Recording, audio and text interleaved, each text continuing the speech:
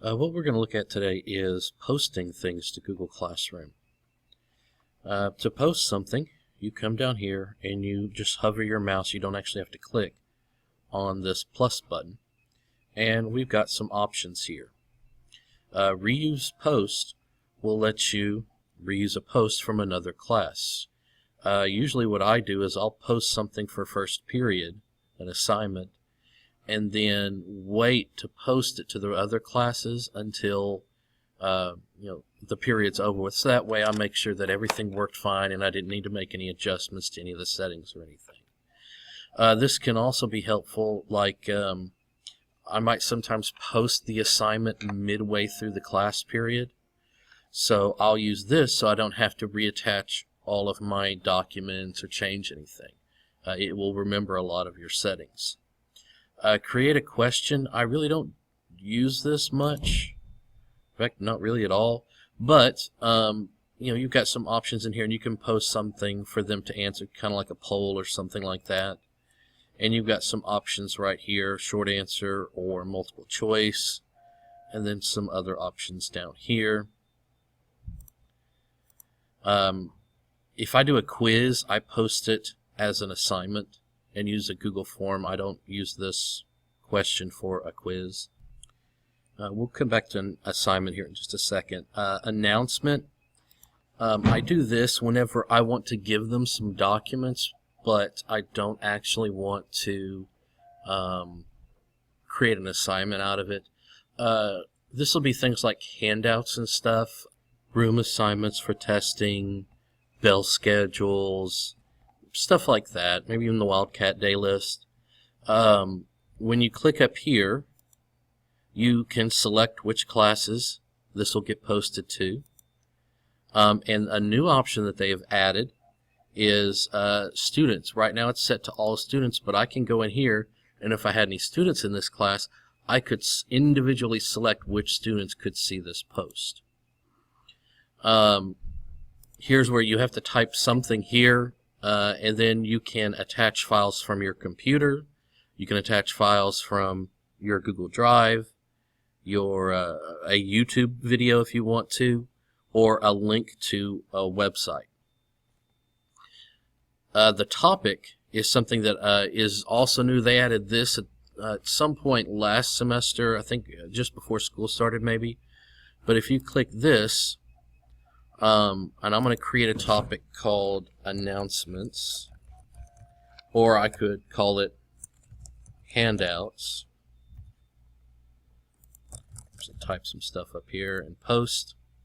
Okay, so it shows up here, and because I put a topic in, if students come over here, they can click on the topic and see just the topics that are handouts. I also usually do one for assignments. I could do another one for quizzes. And as long as when I create something and add it, as long as I tag it as one of these topics, they can quickly access all of those topics, which is something that I found kind of handy. Okay, the last one is the one that you'll use most often, which is create an assignment. And it's very similar to create an announcement. There are a couple of things that are different. First off, your title is going to be the name of the assignment, so I don't know, quiz maybe. Oops. And again, I'm going to set my topic, and this is going to be a quiz, so I'll put it under quizzes. The due date. This is kind of important because it'll show up here in this little square that you see in the background. So when you click on it, it gives you the calendar view, and it by default makes it due the next day. When you set a due date, it does not lock the assignment. Even though, like if I set this due tomorrow and somebody turns something in 3 days, it still will allow them to. There is no way to lock an assignment to prevent them from turning stuff in.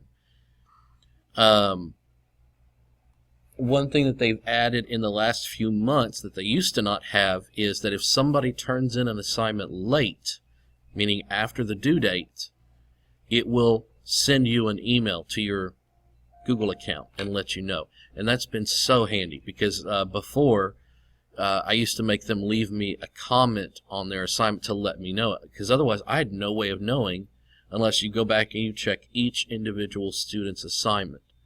So that's super handy. It will now email you and let you know that somebody turned something in late.